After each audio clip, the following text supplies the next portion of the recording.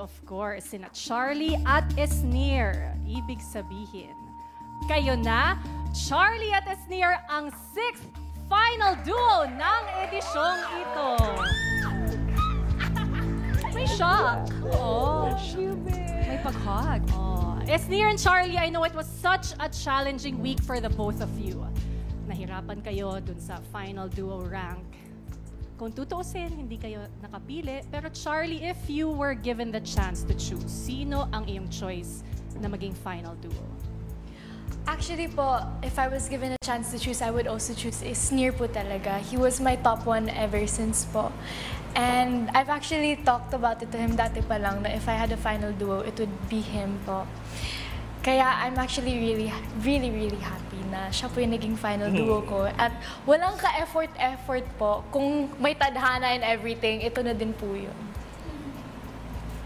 Thank you. Esnir, ano namang nararamdaman mo, syempre, hearing that from Charlie, and again, coming from a week na I know was very difficult for you, Esnir? Ang masasabi ko lang po ay freeze. Charing. Ang masasabi ko lang po ay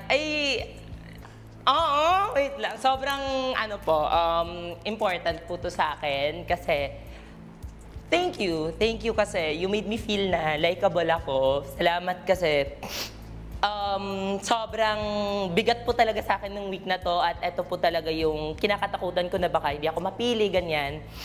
Pero nung narinig ko po si Charlie po, sobrang na-appreciate ko yung tiwala niya po sa akin. At ako naniniwala ako na binalik si Charlie dito sa bahay kasi hindi pa tapos yung laban niya. Kasi sasamahan ko pa siyang lumaban para sa pangarap naming dalawa sa dulo. Kaya wala nang aalis sa bahay na to.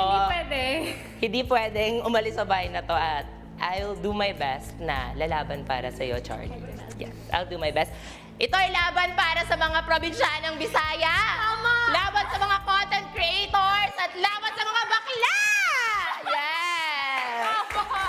At dahil dyan, pwede na kayong tumuntong, Esnir and Charlie, on your final duo platform. Ito lang yung duo na face card pareho, eh. Tama, girl. Ay, napagtugtungin din ang inyong medals, Charlie, Esnir. At ilaban niyo ang mga face card ninyo. Patingin nga ng face